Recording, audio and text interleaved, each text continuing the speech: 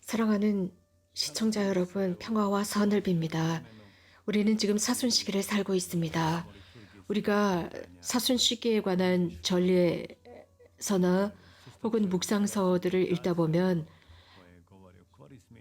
이 사순 시기에 특별히 광야라는 말을 자주 보게 됩니다. 저는 오늘 저녁 여러분들과 즉 광야에 관한 저의 묵상을 나누고자 합니다.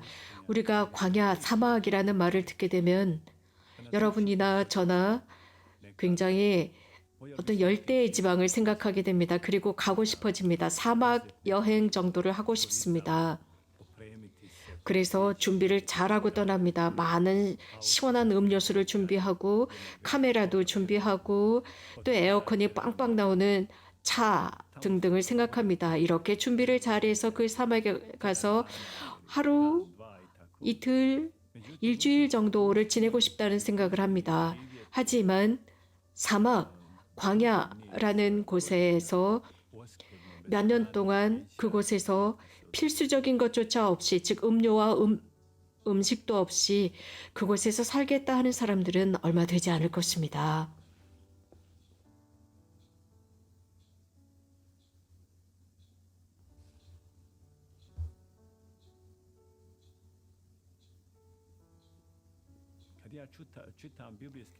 저는 성경 말씀 구절들을 읽을 때, 특별히 세례자 성 요한에 관한 말씀을 읽을 때 그는 15년이나 광야에서 생활을 했습니다. 즉 그의 생활을 보면 가장 먼저 침묵을 생각하게 됩니다. 침묵. 그는 그 광야에서 혼자입니다. 아무도 없습니다. 특별히 한밤중 아무것도 들려오지 않는 광야. 심지어는 자신의 목소리와 다른 사람들의 목소리도 들리지 않는 곳. 입을 다문 사막에서, 광야에서 입을 다물다 라는 상태는 침묵이 아닙니다. 물론 입을 다물다 라는 것은 침묵을 할 수 있는 조건이 되어줍니다. 침묵은 우리들의 마음에서 일어납니다. 그렇기 때문에 다른 것입니다. 침묵. 그것은 광야에서 찾을 수 있는 것이 아닙니다. 혹은 수도원에서 찾을 수 있는 것도 아닙니다. 혹은 까르투시오 수도원에 간다고 해서 침묵을 찾을 수 있는 것도 아닙니다. 그 회원들은 거의 대부분 침묵을 지킵니다. 혹은 그 외 다른 곳에서 침묵을 찾을 수 있는 것이 아닙니다. 광야, 침묵은 바로 우리들 마음 안에서 찾을 수 있습니다. 침묵 안에서, 우리들의 마음 안에서 찾을 수 있는 것이 하느님입니다. 광야는 침묵을 제공합니다. 침묵은 하느님과 내가 만날 수 있는 가장 내밀한 요소입니다. 광야는 침묵, 고독입니다. 내가 침묵을 찾기 위해서 사하라 사막이나 유대아의 광야나 에집트의 사막으로 갈 필요는 없습니다. 저는 침묵이라고 할 때 어떤 장소에 관해서 말씀드리고 싶지 않습니다. 침묵하면 우리들의 마음과 정신 상태를 의미합니다.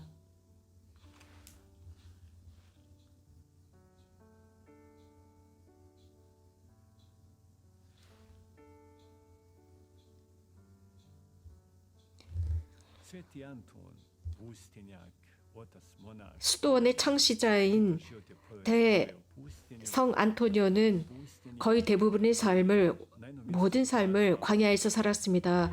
성인은 이런 말씀을 하셨습니다. 누구든지 하느님과의 평화를 누리기 위해서 광야로 가는 사람은 세 가지의 전쟁으로부터 자유롭다. 즉 듣기의 전쟁, 보기의 전쟁, 말의 전쟁으로부터 자유롭고 단 한 가지의 전쟁만 하면 된다. 마음의 전쟁이다라고 했습니다. 그 전쟁은 우리들의 마음 안에서 일어납니다. 그 의미는 고독으로 충분하지 않다는 것입니다. 광야로 가는 것으로 충분하지 않습니다. 광야는 모든 것이 다 입을 다물고 있는 곳입니다. 그러나 중요한 것은 마음의 침묵을 유지하는 것입니다. 바로 그곳에, 즉 우리들의 주요 전쟁터는 마음입니다. 그곳에 전쟁이 있습니다. 침묵. 광야는 침묵을 할 수 있는 좋은 곳입니다. 우리들의 마음의 전쟁을 이길 수 있는 것이 바로 그것입니다. 그래서 외적인 고독으로 충분하지 않습니다. 침묵을 얻기 위해서는 복음의 말씀의 빛이 우리들의 마음 안에 들어와야 합니다. 우리들의 폐부 속까지 그 빛이 들어와야 하고 조건 없는 사랑의 빛이 들어와야 합니다. 그래서 하나님께서 우리들 안에서 사실 수 있도록 우리들의 마음의 침묵에서 사실 수 있도록 해야 합니다. 광야에서 산다라는 것은 사람들과의 관계를 단절하는 것이 아닙니다. 하나님을 위해서 하나님과 함께하는 삶입니다. 누구든지 하나님과 함께 사는 사람은 혼자 살지라도 혼자가 아닙니다. 마음의 침묵을 지니고 있는 상태, 동시에 그 안에 사랑이 충만한 것입니다.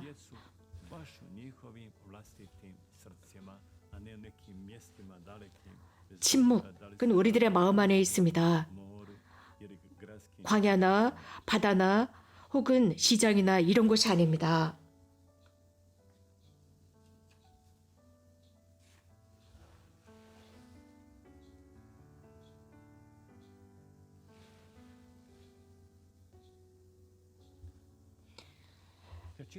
우리가 성경을 읽어보면 예언자들의 모습을 볼 수 있습니다. 그 어떤 예언자도 자신들이 광야로 들어가지 않으면, 고독과 침묵으로 들어가지 않으면 하나님을 만나지 못했습니다. 즉 고독과 침묵입니다. 하나님에 대한 경험은 광야의 경험과 긴밀하게 연결되어 있습니다. 위대한 것은 광야에서부터 시작되었습니다. 침묵과 고독에서부터 출발합니다. 창조를 생각해 봅시다. 한번 상상해 봅시다. 하나님께서 이 세상을 창조하실 때 성경의 첫 장에서 우리는 읽을 수 있는 말씀이 있습니다. 하나님의 영이 무리를 감돌고 있었다라고 했습니다. 암흑이 모든 것을 감싸고 있을 때 하나님께서는 빛과 암흑을 나누셨습니다. 저는 이 부분을 묵상할 때마다 하나님께서 이 암흑과 빛을 나누실 때 완전한 침묵 속에서 하셨다고 생각합니다. 생겨나라 라고 했을 때 생겨났습니다. 빛과 암흑을 나누셨습니다. 또 이 세상의 창조사에 관한 여러 다른 종교들 신화들을 보게 되면 그리스 신화나 로마 신화 등을 보면 타이탄신, 즉 거인이 투쟁을 합니다. 거대한 굉음이 들립니다. 그러나 성서의 첫 장의 창조에서는 생겨나라 라는 말 한마디였습니다. 그리고 창조되었습니다. 저의 경험과 제 생각은 이러한 모든 것은 완전한 침묵 속에서 이루어졌다고 생각합니다. 하나님께서 인간을 창조하셨을 때도 숨을 불어넣으셨습니다. 들릴락말락한 숨이었습니다. 거의 감지되지 않는 숨으로 창조하셨습니다. 당신의 숨을 불어넣으셨을 때 인간이 창조되었습니다.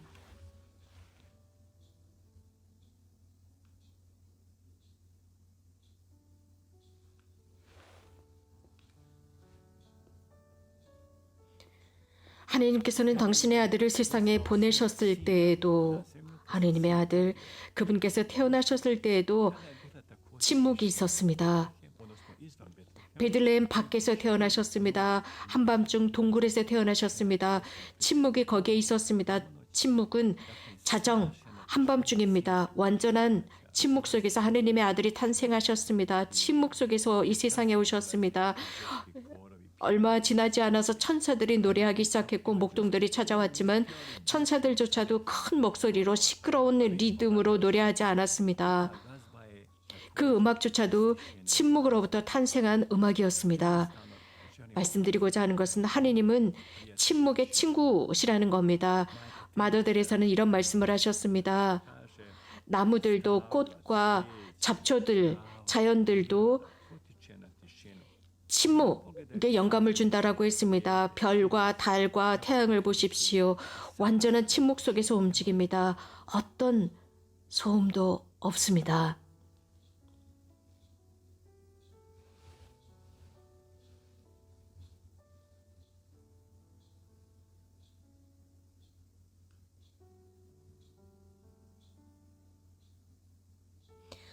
하나님께서는 아브라함에게 그의 고향인 하란, 갈다의 우르를 버리고 떠나라고 하셨습니다. 이곳은 굉장히 비옥한 곳입니다. 물도 많았고 초목과 잡목이 우거진 곳이었습니다. 그러나 하나님께서는 그곳을 버리고 약속의 땅으로 가라고 했습니다. 젖과 꿀이 흐르는 곳이었습니다.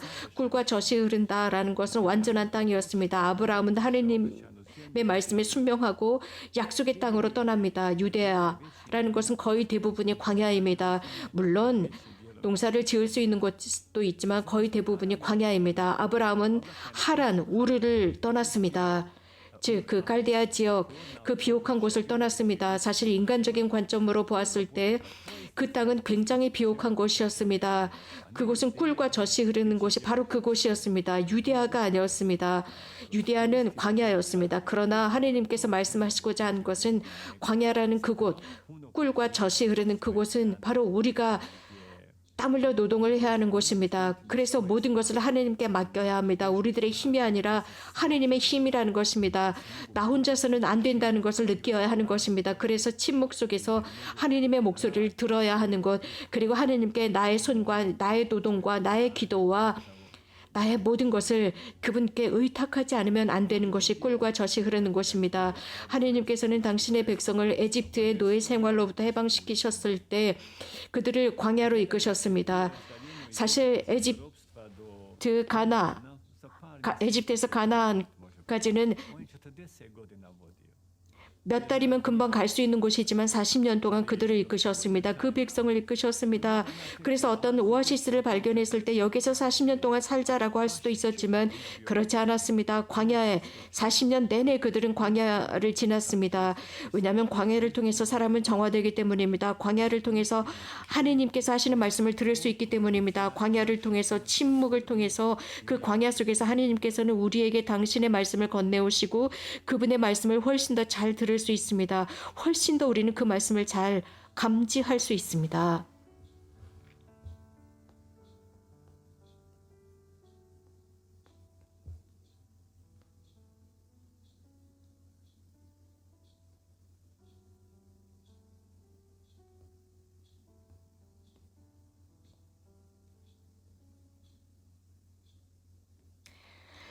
루카 복음사가는 세례자 성 요한에 관한 스토리를 전하고 있을 때 당대 가장 저에게는 굉장히 흥미로운 것이 있다고 생각합니다. 하느님께서는 의로운 말씀을 파견하셨습니다. 루카는 이렇게 언급합니다. 당시의 모든 당대의 권력가들과 지도가들의 이름을 나열하고 있습니다. 그 시기는 바로 로마 황제인 티베리우스 황제 당시였습니다. 그 당시에 유대의 영주는 헤로데였고 집정관은 본시오 빌라도였습니다. 그의 형은 리투레아의 영주였습니다. 당시의 모든 권력가들이 등장하고 있습니다. 당시의 대사제들 안나와 가이파도 등장하고 있습니다. 그리고 루카는 당시의 모든 사회 계층을 언급하고 있습니다. 가장 강력한 권력가들을 언급하고 있고 즉 세속과 종교의 권력가들을 언급하고 있습니다. 이러한 모든 이름들은 나열한 뒤에 이렇게 언급합니다. 하느님의 말씀이 오셨다. 누구에게 오셨습니까? 세례자 요한은 사막에서 15년 이상을 살고 있었습니다. 하느님의 그 말씀은 분명히 위에 나열한 이 모든 권력가들에게도 내렸을 것입니다. 하느님은 모든 사람을 사랑하십니다. 모든 이에게 당신의 말씀을 보내십니다. 하지만 이런 그 권력가들, 그들은 많은 소음 속에 살고 있었습니다. 내적이고 외적인 자신들의 마음속에서도 소음 속에 살았기 때문에 그 말씀을 들을 수가 없었습니다. 그러나 세례자 요한은 광야에서 살았습니다. 하느님의 말씀을 듣기 위해서였습니다. 하느님의 말씀이 그에게 내릴 것이라는 것을 알고 있었습니다. 사막의 침묵, 광야의 침묵 속에서 그는 하느님의 말씀을 들으면서 읽으면서 지냈습니다. 이사야 예언서였습니다. 그렇게 하면서 그는 15년 동안이나 자신의 마음을 준비하면서 살았습니다. 자신의 마음에 귀를 준비하고 있었습니다. 하느님의 말씀, 즉 자신을 파견할 때 들려오게 될 하느님의 말씀을 준비했습니다. 그는 응답했습니다. 사실 세례자 요한은 사제의 아들로서 성전에 남아서 희생 제물을 봉헌할 수도 있었지만 성전에는 너무나 많은 소음이 있었습니다. 많은 사람들이 오가는 것이었습니다. 하느님의 말씀을 못 들을까 두려웠습니다. 그래서 그는 광야로 들어갔습니다. 이사야 예언서를 가지고 들어가서 하느님의 말씀을 읽고 듣고 결국 그는 하느님의 말씀을 듣고 하느님의 말씀이 내렸고 그는 그 말씀을 들었습니다.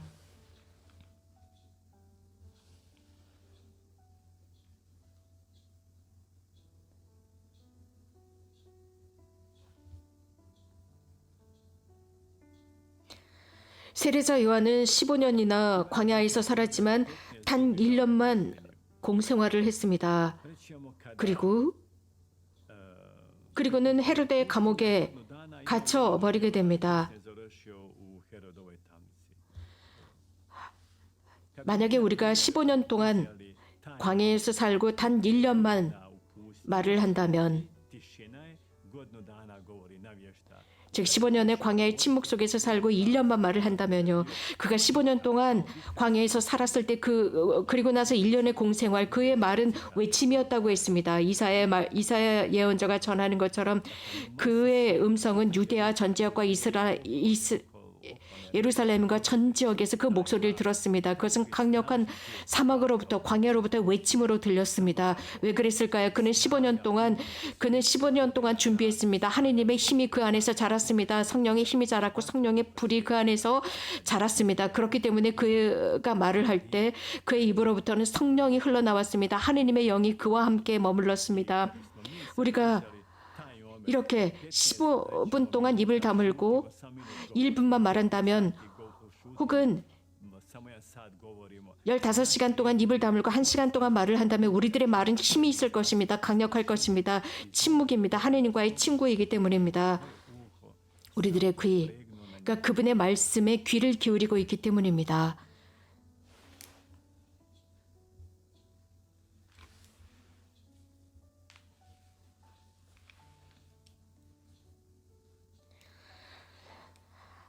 가브리엘 대천사가 성모님께 발언했을 때 우리는 성경 말씀에서 마리아가 가브리엘 대천사의 말씀을 들었다고 했습니다. 본 것이 아니었습니다. 들었습니다. 성모님께서 그 안젤로의 목소리를 들었습니다. 침묵이 있었기 때문입니다. 성모님의 마음 안에 그 주변에 침묵이 있었기 때문입니다. 그분의 생각도 침묵하고 있었습니다. 오로지 하느님만을 생각했습니다. 하느님만을 열망했습니다. 그렇기 때문에 천사의 목소리를 들을 수 있었습니다. 그분의 마음에는 죄가 없었습니다. 원죄도 없었고 개인의 죄도 없었습니다. 성모님의 마음은 단지 사랑만 있었습니다. 겸손과 섬김의 정신만 있었습니다. 사랑과 겸손과 섬김이라는 정신은 침묵 안에 있습니다. 절대로 소음 속에 있는 것이 아닙니다. 가브리엘 천사는 자카리아에게도 말을 합니다. 그래서 아내가 아들을 잉태할 것이라는 소식이었습니다. 지가리아는 안젤로의 목소리를 들었습니다. 안젤로의 목소리뿐만 아니라 많은 목소리가 그 마음 안에 있었습니다. 많은 목소리가 있었습니다. 그는 의심하고 있었습니다. 믿음이 없었습니다. 그렇기 때문에 천사는 9개월 동안이나 그의 입을 닫게 했습니다. 천사가 지가리아에게 벌을 내린 것이 아닙니다. 오히려 보상을 한 것입니다. 9개월 동안이나 그는 광야의 침묵을 지켰습니다. 광야의 침묵 속에 있어야 했습니다. 그 침묵 속에서 말할 수 없었던 지가리아는 확신을 얻었습니다. 매일매일 그는 천사의 말, 즉 천사를 통해서 하신 하느님의 말씀을 묵상하고 또 묵상했습니다. 그 침묵, 그 9개월이란 침묵 속에서 지가리아는 신앙은 많이 컸습니다. 그리고 많은 것이 바뀌었습니다. 모든 하느님의 뜻이 완성된다는 것을 알게 되었습니다. 그리고 아들이 태어나는 것을 알았습니다. 그는 사제였고 사제 안에서, 성전 안에서 봉사하고 있었습니다. 충만한 사랑이 있었습니다. 우리 사제들은, 저도 사제입니다. 저희 사제들은 정말 대단한 달변가들입니다. 많은 이야기를 할 수 있습니다. 하지만 저희들은 고해소에서만 침묵을 지키고 있습니다. 침묵 속에서만이 우리는 식별할 수 있고 말을 식별할 수 있으며 하느님을 식별할 수 있습니다. 바른 시간에 식별할 수 있는 것이 침묵의 시간입니다.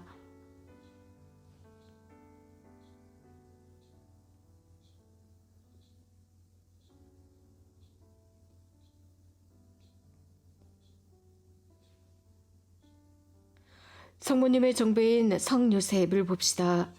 성경에는 성 요셉에 관해서 언급하고 있지 않습니다. 그 성 요셉이 했다라는 말이 없습니다. 그는 침묵 속에 살았습니다. 다른 방법의 침묵을 살았습니다. 그 침묵이 있었기 때문에 하나님께서는 이미 모태에서부터 그를 외아드님의 양부로 삼으셨습니다. 요셉은 의로운 사람이라고 불렸습니다. 그가 만약에 당대 친구들과 함께 지냈거나 혹은 놀이에 집중해 있었다면 그런 의롭다라는 말을 듣지 못했을 것입니다. 그는 침묵 속에 살았습니다. 그의 공방은 광야였습니다. 하나님 자신의 노동을 통해서 하나님께 영광을 드리는 광야였습니다. 그 침묵 속에서 천사의 목소리를 들었습니다. 꿈속에 나타나서 아이와 어머니를 데리고 떠나라는 목소리였습니다. 하나님께서 말씀하셨습니다. 그의 마음은 침묵 속에서 듣고 있었기 때문이고 그는 대답할 수 있었습니다. 만약 그의 마음에 소음이 있었다면, 여러 다른 생각들이 가득 차 있었다면 아마도 엄청난 토론들과 심각한 말다툼이 있었을 것입니다. 그리고 그는 즉각 그 말씀을 듣지 못했을 것입니다.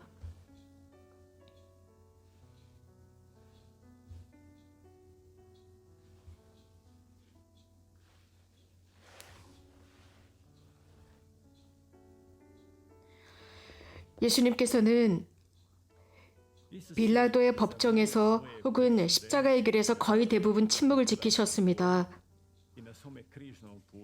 왜 침묵을 지키셨을까요? 예수님의 침묵 자체도 하느님 나라의 선포에 속해 있습니다. 유대인들과 로마의 모든 상급 사회들이 모두 그 자리에 있었습니다. 모든 사제들도 그 자리에 있었습니다. 본시오 빌라도도 거기에 있었고 헤로데도 있었습니다. 예수님은 거기에서 말씀하실 수 있었지만 예수님은 입을 다무셨습니다. 외적인 침묵이 아니라 마음도 침묵하고 계셨습니다. 그 침묵은 증오나 복수가 아니었습니다. 투덜댐이 아니었습니다. 그분은 침묵 속에서 사랑했습니다. 그분께서는 침묵 속에서도 말보다 더 많은 말씀을 하셨습니다. 성 바울을 봅시다. 그는 다마스커스에서 눈이 멀었습니다.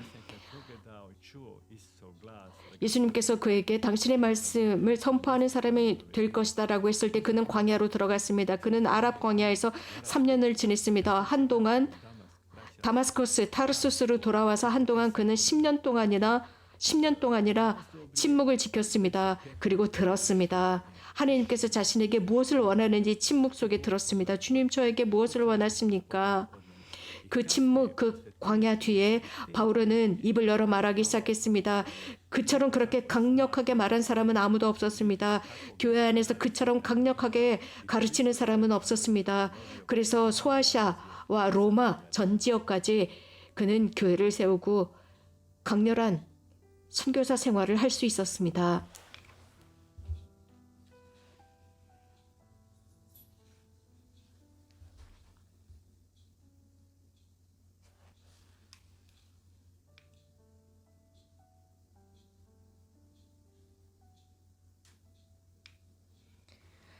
침묵에 관해서는 또 아시시의 프란체스코 성인의 예를 들 수 있습니다. 성 다미아노 성당에서 그는 십자가로부터 예수님의 목소리를 들었습니다. 프란체스코야, 가서 내 교회를 파괴되는 교회를 세워라. 프란체스코가 어떤 느낌을 받았을까요? 예수님께서 말씀하셨을 때 말입니다. 예수님께서는 저는 그런 생각을 합니다. 프란체스코가 어머니의 모태에서부터 예수님께서 말씀하셨다 생각합니다. 프란체스코야, 가서 내 교회를 다시 세워라라고 했을 때 이것은 그에게 맡겨진 사명이었지만 모태에서부터 이 말씀을 하셨을 것입니다. 사실 프란체스코의 마음 안에는 그 주변에는 너무나 많은 소음이 있었습니다. 너무나 많은 유쾌한 일들이 있었습니다. 비즈니스로 가득 차 있었습니다. 하지만 그는 기사단 전투에서 다친 뒤에 집으로 돌아옵니다. 그리고 많은 시간을 침묵 속에서 자신의 방에서 지냅니다. 혹은 숲이나 자연 속에서 지냅니다. 그리고 자신의 마음이 잠잠해졌을 때, 생각이 잠잠해졌을 때 비로소 광야의 고독을 살기 시작합니다. 그때야 비로소 십자가 예수님의 목소리를 듣게 됩니다. 그제서야 비로소 그 말씀에 응답할 수 있는 상태가 되었습니다. 그렇기 때문에 이 프란체스코의 직무는 매년 40일 동안 광야의 침묵 속으로 들어갔습니다. 아랍의 사막이나 광야로 들어간 것이 아니라 언덕 위에 라베르나라는 언덕의 숲이었습니다. 그곳에서 고독과 함께 남아 있었습니다. 하느님을 알기 위해서는, 하느님의 힘을 얻기 위해서는 이 광야의 침묵과 고독이 필요하다는 것을 알았습니다. 40일의 침묵 기도가 끝난 뒤에 그는 사람들에게 말하기 시작했고, 사람들만 들은 것이 아니라 나무와 새들도 그 목소리를 들었습니다. 그분은 침묵을 지켰고 강렬한 말을 했습니다. 인간의 힘이 아니었습니다. 성령의 힘이었습니다. 고독과 침묵이었습니다. 하느님과 동반하면서 침묵, 광야의 고독으로 이끄시는 성령의 힘이었습니다.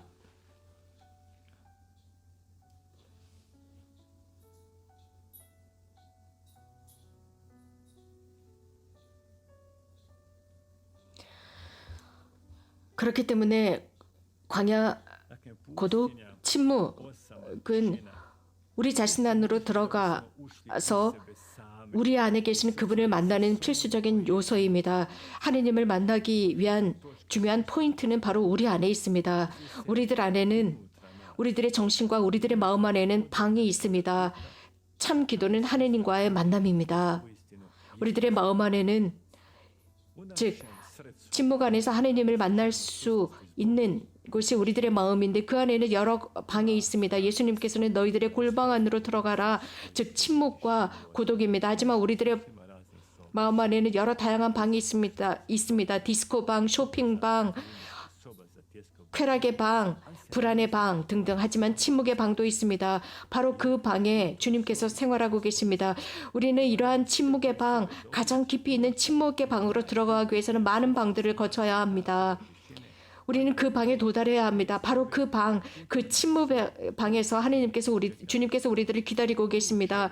고독과 침묵 속에서 사람은 하느님 앞으로 나가는 것이고, 그분과 사랑의 내밀한 관계를 맺는 바로 그 방입니다.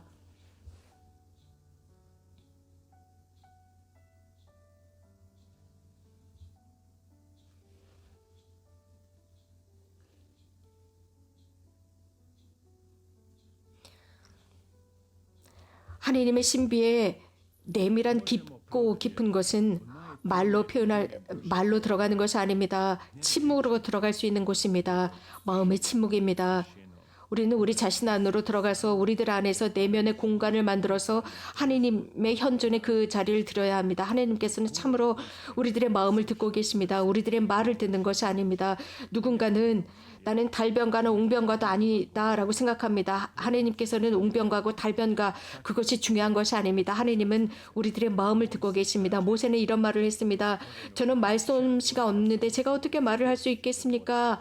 라고 모세는 말합니다. 그러나 이것은 주님께는 중요한 것이 아니었습니다. 말더듬이건 상관이 없습니다. 하느님은 침묵 안에서 우리를 듣고 계십니다. 우리 모두를 듣고 계십니다. 우리 모두가 대단한 달변가라 할지라도 주님을 우리 마음에서 만나지 못한다면 아무 소용이 없습니다. 성녀 데레사는 이런 말씀을 하셨습니다. 침묵과 광야, 내면의 침묵 속에서, 마음의 광야 속에서 입을 침묵하는 것이 중요한 것이 아니라 훨씬 더 많이 사랑하는 것입니다. 저는 유다의 솔로몬의 말로 오늘의 말씀 나누기를 끝내고자 합니다. 주님, 저에게 느낌이 있는 마음을 주소서. 주님, 당신의 말씀을 들을 수 있게 침묵하는 마음을 주소서.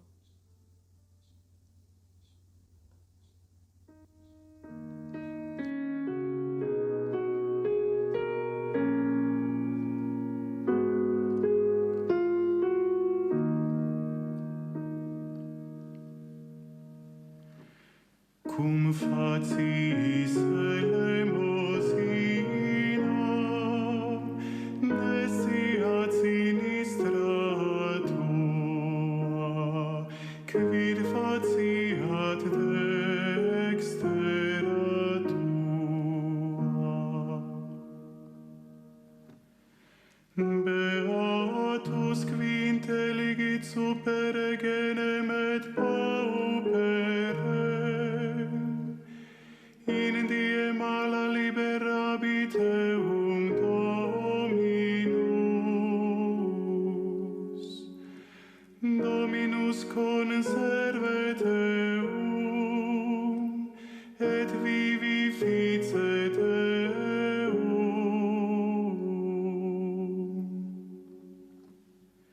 Cum facis elemosina, nesiat sinistra tua, quid faciat dextera tua.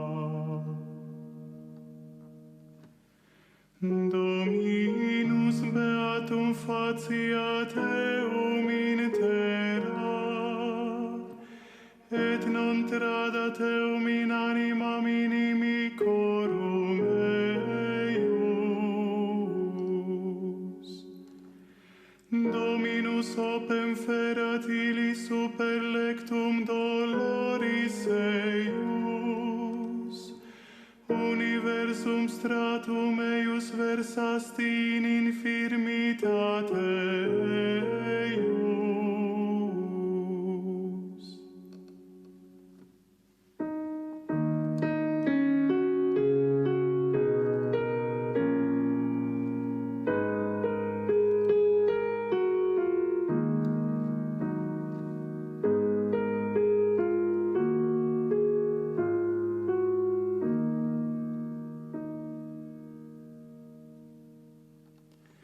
Mea autem propte vinocentiam suscepisti, et confirmasti me in conspectu tuo in aeternum. Benedictus Dominus Deus Israel, a seculo et usque in seculum fiat fiat.